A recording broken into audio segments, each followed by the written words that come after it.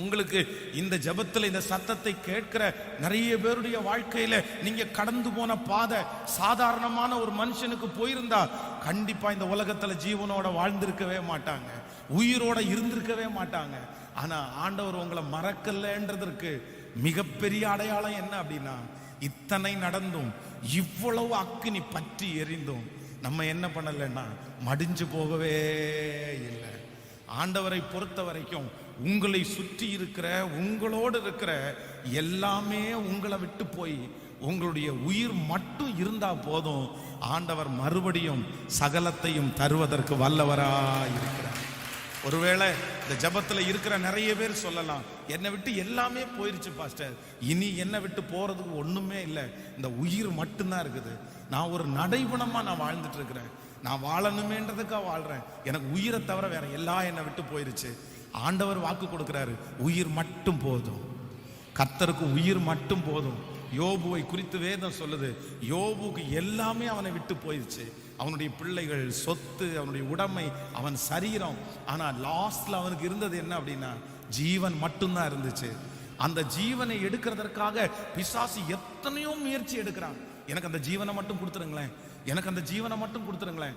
ஆனா ஆண்டவர் ஃபர்ஸ்டே ஸ்ட்ரிக்டா சொல்லிட்டாரு, என் மகனாகிய யோபுக்கு நீ சோதனை கொடுத்து நீ என்ன வேணாலும் எடுத்துக்கோ, நீ என்ன வேணாலும் எடுத்துக்கோ, அவனிடத்துல பணத்தை எடுக்கிறியா எடுத்துக்கோ, அவன் பிள்ளைகளை எடுக்கிறியா எடுத்துக்கோ, அவன் பேர்ப்புகளை எடுக்கிறியா எதை வேணாலும் எடு, ஆனா எது மட்டும் எடுக்கிறதுக்கு அனுமதி கொடுக்க மாட்டேன்னா சரீரத்துல கூட கைவை. அதுவும் வேதம் சொல்லுது, அவனுடைய உள்ள இருந்த புண்ணு வந்து அவனுடைய சதைக்குள்ள போய் எலும்பு வரைக்கும் தொற்றுச்சாமா.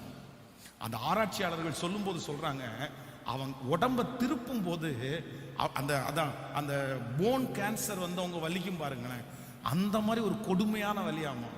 தன்னுடைய வாழ்வை விரும்பல, மரணத்தை விரும்பினானாமா. ஆனா வேதம் சொல்லுது, அவனுடைய உயிரை எடுக்கிறதுக்கு கர்த்தர் அனுமதிக்காததுக்கு என்ன காரணம் அப்படின்னா, என் பிள்ளைக்கு உயிர் மட்டும் இருந்தா போதும், சகலவற்றையும். நான் இந்த ஜெபத்துல தீர்க்க தரிசனமா சொல்றேன், என் அன்பு கர்த்தருடைய பிள்ளையே, உங்களுடைய உயிர் மட்டும்தான் மிச்சமா இருக்குது, என் பிள்ளையினுடைய உயிர் மட்டும்தான் பாஸ்டர் மிச்சமா இருக்குது, வேற எல்லாமே என்னை விட்டு போயிருச்சு பாஸ்டர், எல்லா கிருபையும் நான் இழந்துட்டு வாழ்றேன் பாஸ்டர். இந்த உயிர் எதுக்குன்னு தான் அடிக்கடி நான் கேட்கிறேன். நானா தற்கொலை பண்ணி கொள்றதுக்கு எனக்கு விருப்பம் இல்லை, கர்த்தர் என்னை எடுத்துக்கிட்டா கூட பரவாயில்ல, என்னை எடுத்துக்குங்க ஆண்டவரேன்னு நான் நிறைய டைம் ஜெபம் பண்றேன் பாஸ்டர்.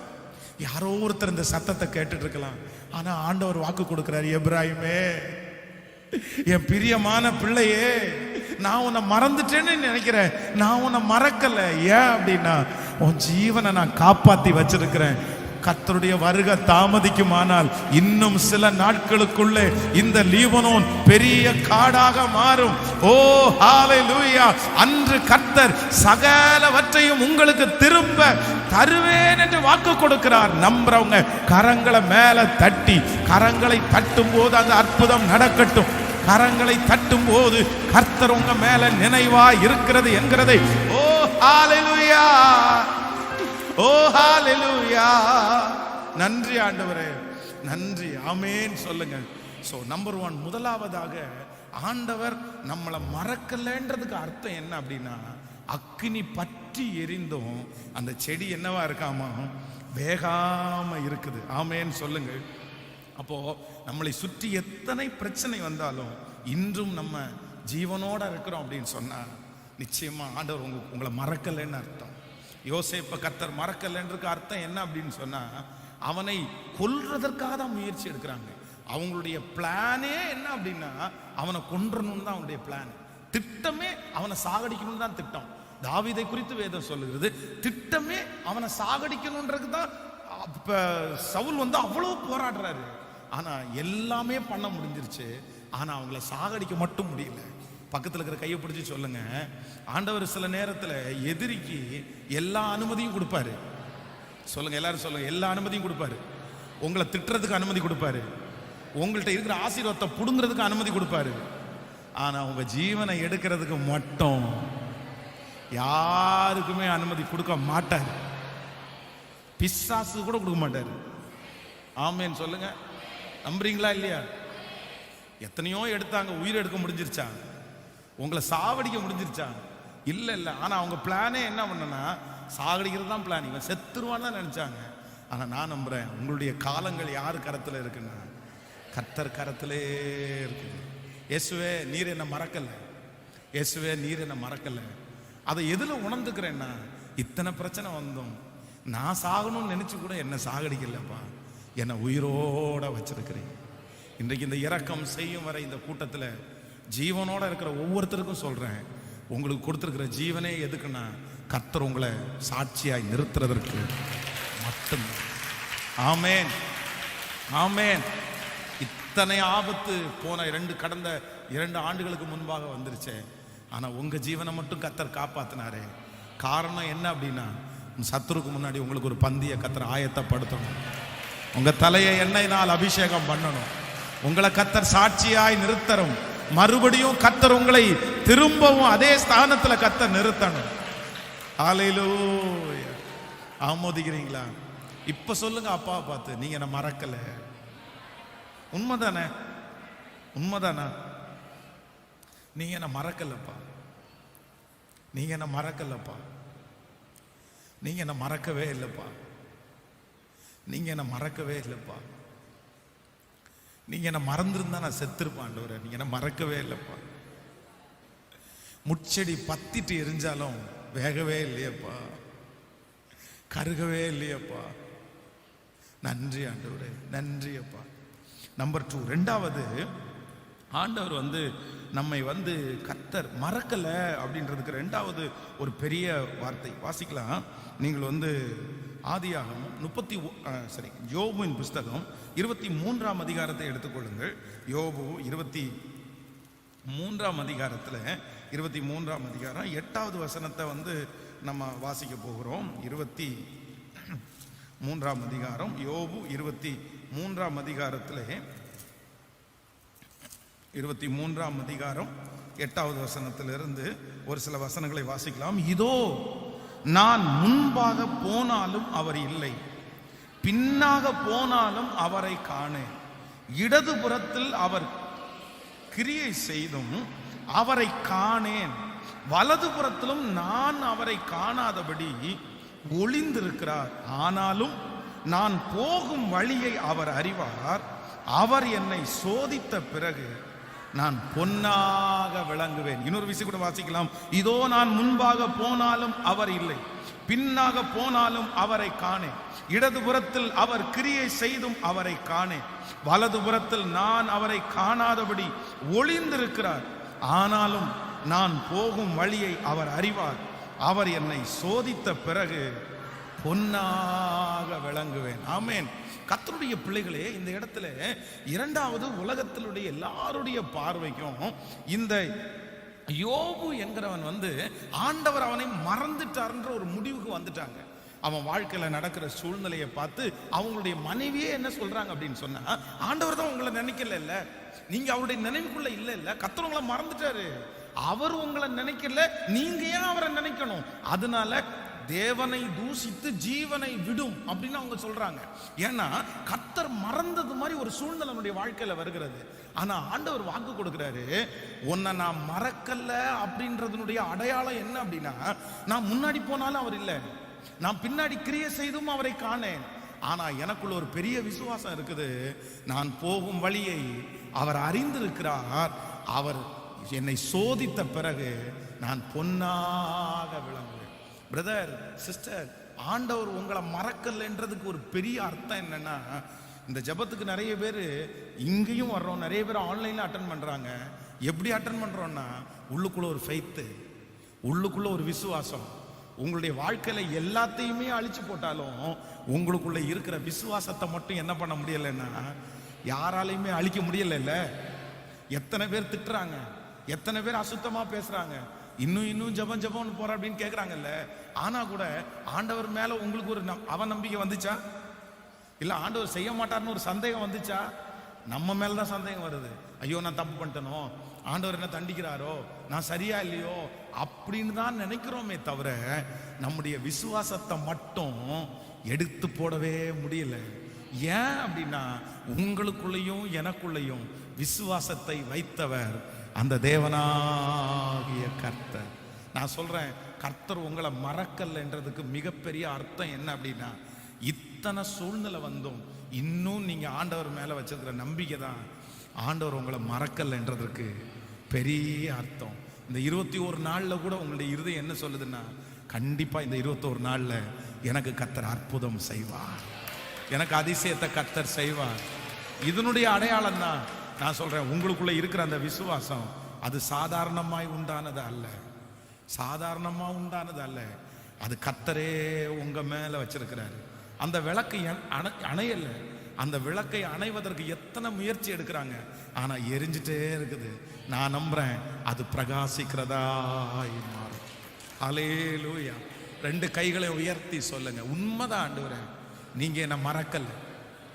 நான் நம்ப வேண்டான்னு நினைப்பேன், நான் இனி நம்ப வேணான்னு நினைப்பேன், நான் இனி ஏன் நம்புறேன்னு நினைப்பேன். இத்தனை நடந்ததுக்கு பிறகு நான் திரும்பி நம்பணுமா, திரும்பி நம்பணுமா அப்படின்னு நினைப்பேன். ஆனா திடீர்னு ஒரு வார்த்தை கடந்து வரும், உடனே நம்புற ஆண்டவரே, நம்புற ஆண்டவரே, நம்புற ஆண்டவரே. இது வேற யாருமே இல்லை ஆண்டவருடைய பிள்ளையே. இயேசு உங்களை மறக்காததற்கு பெரிய அடையாளம். கர்த்தர் உன்னை மறக்கவே இல்லை. எப்ராயிமே, உன்னை மறக்கலன்றதுக்கு அடையாளம் எனக்குள்ளே இருக்கிற விசுவாசம் இவ்வளவு சூழ்நிலையிலும் ஒளியவே இல்லை. ஆண்டவர் மேல நான் வச்சிருக்கிற நம்பிக்கை ஒளியவே இல்லை. எப்ராயிமே, உன்னை எப்படி கைவிடுவே, இஸ்ரவேலே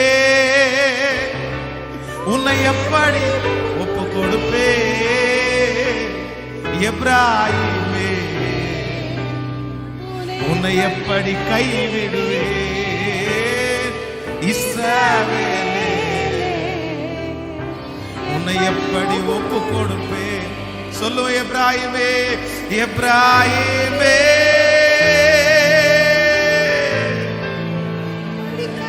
உன்னை நான் கைவிடுவதற்காக அழைக்கல. ஓ ஹல்லேலூயா, எப்படி ஒப்பு கொடுப்பே, எப்ராயிமே உன்னை எப்படி கைவிடுவே. ஓ ஹல்லேலூயா, உன்னை எப்படி ஒப்பு கொடுப்பே. ஆமென் சொல்லுங்க. ஆண்டவர் நம்மை மறக்கலைன்றதுக்கு முதல் அடையாளம் என்ன அப்படின்னா, இவ்வளவு பிரச்சனை வந்து நான் ஜீவனோட இருக்கிறது தான் ஆண்டவர் என்னை மறக்காதனுடைய முதல் அடையாளம். நம்பர் 2, ஆண்டவர் உங்களை மறக்கலைன்றதுக்கு 2வது அடையாளம் என்னன்னா, இத்தனை காரியங்கள் நீங்களை வெயிட் பண்ணி உங்களுக்கு நடக்காத போதிலும் கூட உங்களுக்குள்ள இருக்கிற விசுவாசம் மட்டும் இன்னைக்கு என்ன பண்ணலைன்னா, அதுதான் ஆண்டவர் உங்களை மறக்காதனுடைய பெரிய அடையாளம். ஆமேன்னு சொல்லுங்கள். இந்த விசுவாசத்தை விடும்படியாக எத்தனையோ பேர் முயற்சி எடுக்கிறாங்க, ஆனா உங்களால அந்த விசுவாசத்தை விடவே முடியல. அதான் கர்த்தர் உங்கள் மேல் நினைவா இருக்கிறார். நம்பர் 3, 3வது ஆண்டவர் உங்களை மறக்கலைன்றதுக்கு ஒரு பெரிய அடையாளம் என்ன அப்படின்னா, ஒரு வசனத்தை வாசிக்கலாம். 1 சாமுவேல் 29ஆம் அதிகாரத்தை எடுத்துக்கொள்ளுங்கள்.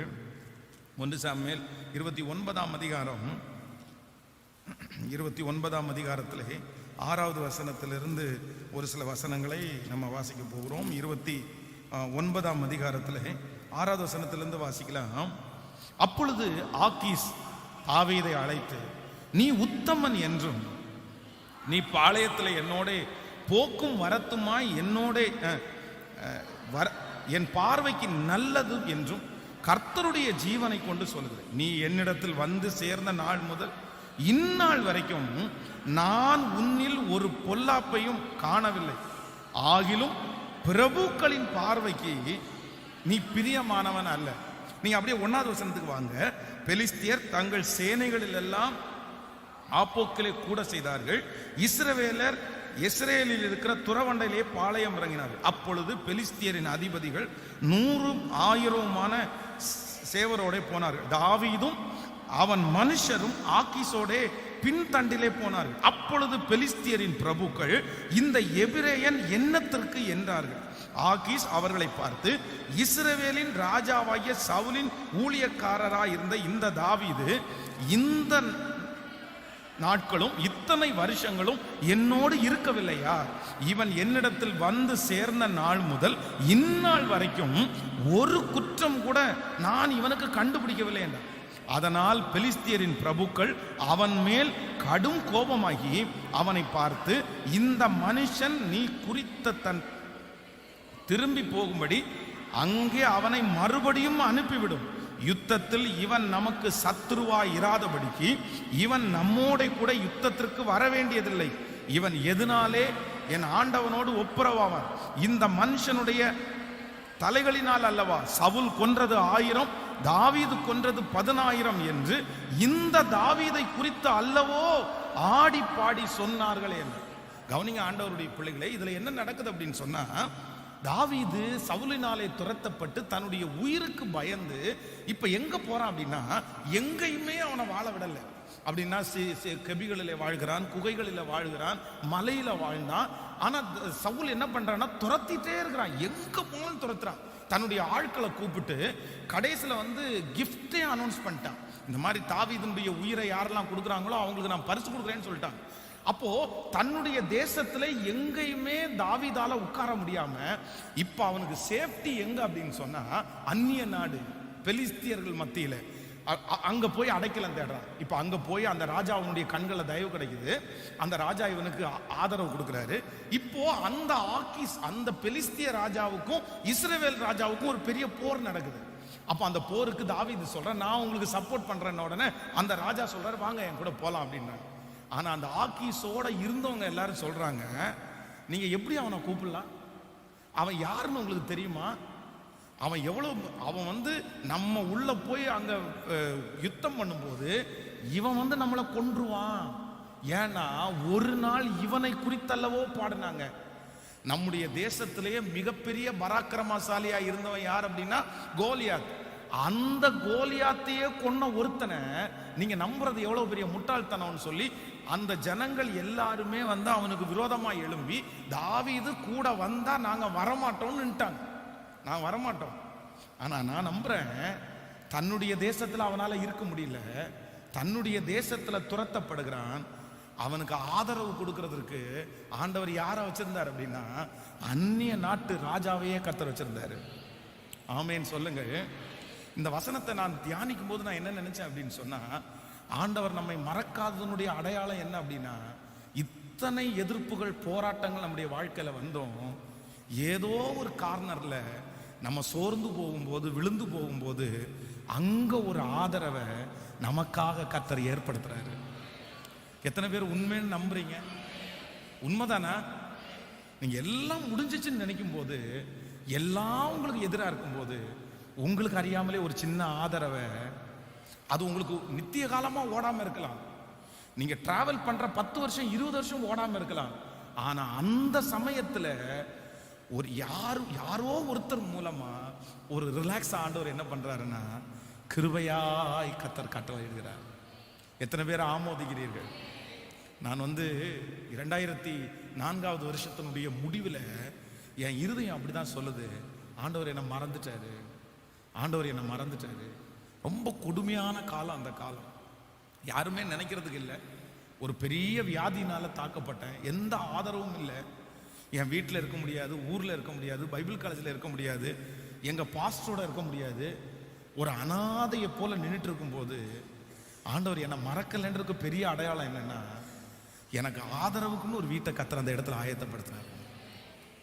இந்த ஜெபத்தில் இருக்கிற எனக்கு மட்டும் இல்லை, இந்த சத்தத்தை கேட்குற உங்க நிறைய பேருக்கு, நீங்க அனாதையாய் நிற்கதியாய் நிற்கும் போது, இனி ஆதரவே இல்லைன்னும் போது, ஏதோ ஒரு இடத்துல ஒரு குட்டியா கர்த்தர் ஒரு ஆதரவை கர்த்தர் தர.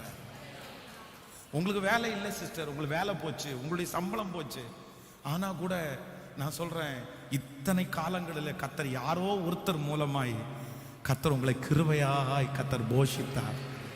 கர்த்தர் போஷித்தாரா இல்லையா? கர்த்தர் நடத்தினாரா இல்லையா? நீங்க ரொம்ப பெருசா சாப்பிடலன்னா கூட நீங்க அழிந்து போகாம ஒரு ஆதரவை கர்த்தர் கிருபையாய் தந்தாரு. விசுவாசிக்கிறீங்களா இல்லையா?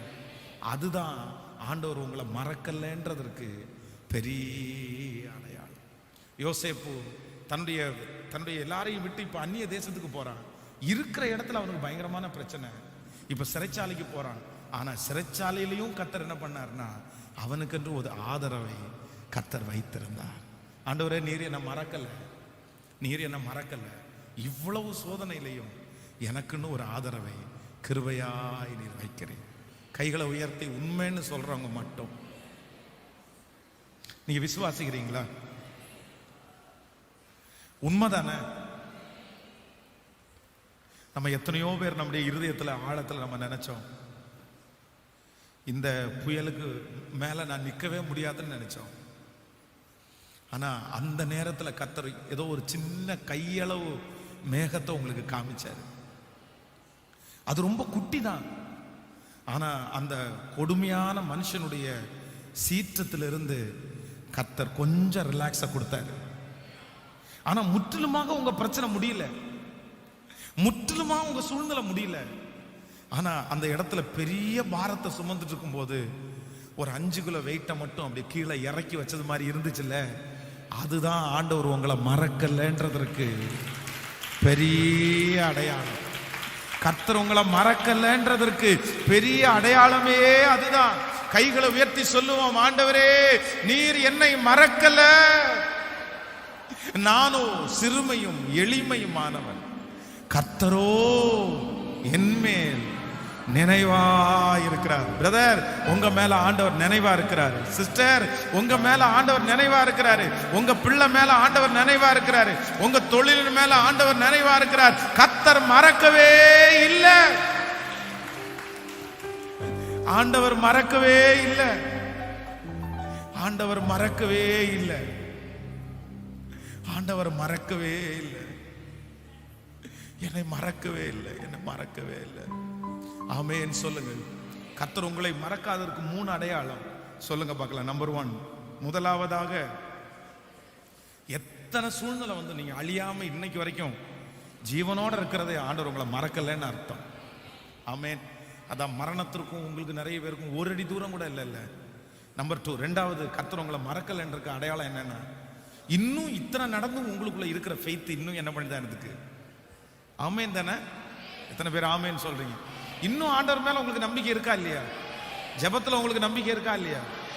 இன்னும் ஆண்டவர் மேல நம்பிக்கை. நம்பர் 3, மூணாவது, ஆண்டவர் உங்களை மறக்கலன்றதுக்கு அர்த்தம் என்ன அப்படின்னா, புயல் போல பிரச்சனை வந்தாலும் நம்ம ஒதுங்கிக்கிறதுக்கு அந்த நேரத்தில் ஒரு ஆதரவை கர்த்தர் எங்கேயாவது ஒரு இடத்துல கொடுத்துட்டு தானே இருக்கிறாரு.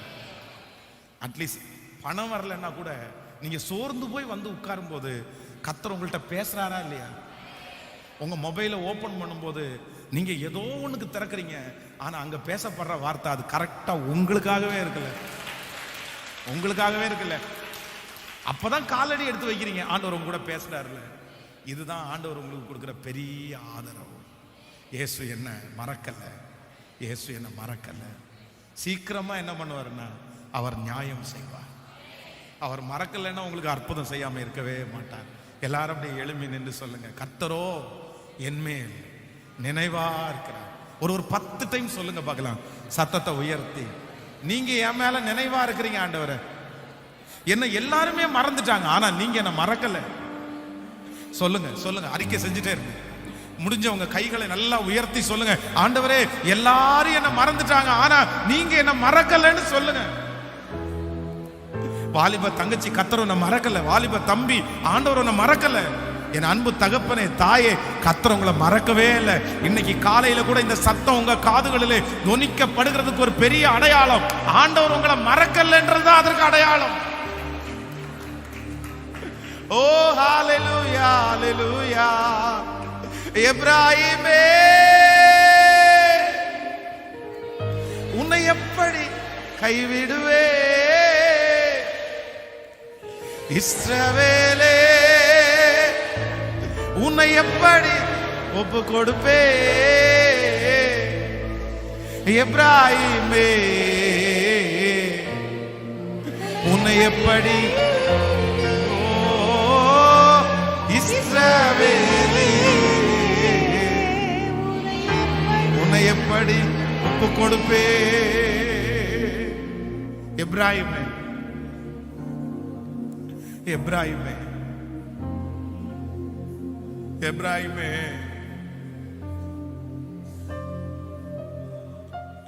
என்ன மறக்கல ஆண்டவரே, நீங்க என்ன மறக்கல ஆண்டவரே, நீங்க என் பிள்ளைய மறக்கல ஆண்டவரே. நீங்க மறந்தா நான் எங்கப்பா போவேன்? கர்த்தரோ என் மேல் நினைவா இருக்கிறார். அறிக்கை செஞ்சுட்டே இருக்கு. கர்த்தரோ என் மேல், கர்த்தரோ என் பிசினஸ் மேல நினைவா இருக்கிறார். கர்த்தரோ என் மூத்த பிள்ளை மேல நினைவா இருக்கிறார்.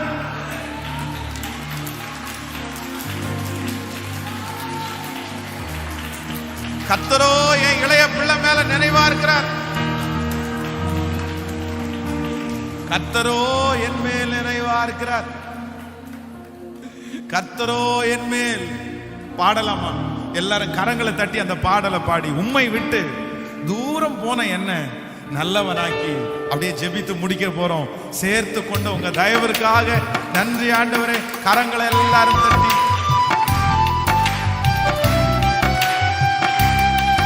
நன்றி ஆண்டவரே, நன்றி.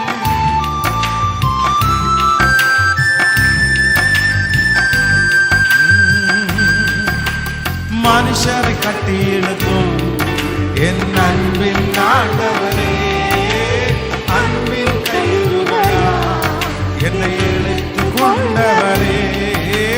மனுஷரை கட்டி இழுக்கும் என் அன்பின் ஆண்டவரே, அன்பின் கயிறுகளா என்னை இழுத்து கொண்டவரே. எப்ராயிமே உன்னை எப்படி கைவிடுவே, இஸ்ரவேலே உன்னை எப்படி விட்டுக் கொடுவே. எப்ராயிமே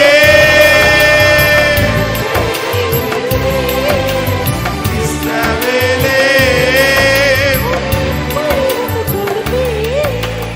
எப்ராயிமே உன்னை எப்படி கைவிடுவே.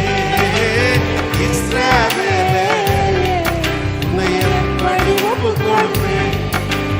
உம்மை விட்டு நான் தூர போன என்னை நல்லவனாக்கி என்னை சேர்த்து கொண்டவரே. தூர போன என்னை நல்லவனாக்கி என்னை சேர்த்து கொண்டவரே. நல்லவனாக்கி என்னை சேர்த்து கொண்டவரே. நல்லவனாகி என்னை சேர்த்து கொண்டவரே. இப்ப சொல்லும் எப்ராயிமே, நான் உன்னை எப்படி கைவிடுவேன், எப்படி விட்டு கொடுப்பேன், உன்னை எப்படி நான் விட்டு கொடுப்பேன். ஓ எப்ராயிமே, நீ எனக்கு அருமையான குமாரன் அல்லவோ, நீ எனக்கு பிரியமான பிள்ளை அல்லவோ. இஸ்ரவேலே, நான் உன்னை மறந்தால் என் வலதுகை தன் தொழிலை இழப்பதால். நான் உன்னை மறந்தேனே, ஆனால் என் வலதுகை தொழிலை இழப்பதால். நீ என்னால் மறக்கப்படுவது இல்லை, நீ என்னால் மறக்கப்படுவது இல்லை. இஸ்ரவேலே, நீ என்னால் மறக்கப்படுவது இல்லை. என் ஜனமே, நீ என்னால் மறக்கப்படுவது இல்லை. ஓ ரம்தஹாரா, எப்ராயிம், நீ என்னால் மறக்கப்படுவது இல்லை. நீ என்னால் மறக்கப்படுவது இல்லை. நீ என்னால் மறக்கப்படுவது, நீ என்னால் மறக்கப்படுவது இல்லை. எஸ், கர்த்தரோ உண்மையில் நினைவா இருக்கு. கோடி நன்றி ஆண்டவரே. இந்த இரக்கம் செய்யும் வரை உண்மையே இந்த 7வது நாள் ஜெபத்துல நீங்க கொடுத்த வார்த்தைக்காக உமக்கு ஸ்தோத்திரம். இந்த 21 நாள் முடிகிறதுக்குள்ள நீங்க எங்களை மறக்கலன்றத எங்களுக்கு நிரூபிச்சிட்டீங்கப்பா. உங்க வார்த்தையின் மூலமா நான் உன்னை மறக்கலன்றத நிரூபிச்சிட்டீங்க. ஆனா எங்களை சுற்றி இருக்கிறவங்களுக்கு நிரூபிக்கிற காலம் சீக்கிரமா வரட்டும். எங்களை பிள்ளைகளை சுற்றி இருக்கிறவங்களுக்கு நீங்க மறக்கலன்றத நிரூபிக்கிற காலம் வரட்டும்பா. என் பிள்ளைய நீங்க மறக்கலன்றத, என் மகனை நீங்க மறக்கலன்றத என் மகளை மறக்கலன்றத நிரூபிக்கிற காலம் சீக்கிரமா இந்த 2022 அது வருஷம் தான்ப்பா. என் கர்த்தர் என்ன நினைக்கிறத வெளிப்படுத்திட்டாருன்னு என் பிள்ளை சொல்ற வருஷமா இது மாறாதா? இந்த மாதம் மாறாதா? இந்த வருஷத்தினுடைய இறுதிக்குள்ள அது நடக்கட்டும்பா. நன்றி ஆண்டவரே. இந்த சத்தத்தை எங்க இருந்தெல்லாம் கேட்டுட்டு இருக்கிறாங்களோ எல்லாரும் மேலேயும் உங்களுடைய மையமே வெளிப்படட்டும் ஆண்டவரே. நன்றி. எங்க பட்டணத்தை நோக்கி பாருங்கப்பா. எங்க பட்டணத்துல பெரிய திருச்சபைன்றதுக்கு பெருசா எதுவும் இல்லையப்பா. ஆனா 10,000 பேர் கொண்ட திருச்சபை, ஒரு 100 சர்ச்சாவது எங்க பட்டணத்துக்கு வேணும் ஆண்டவரே. ஒரு 100 சர்ச்சை எழுப்புங்கப்பா.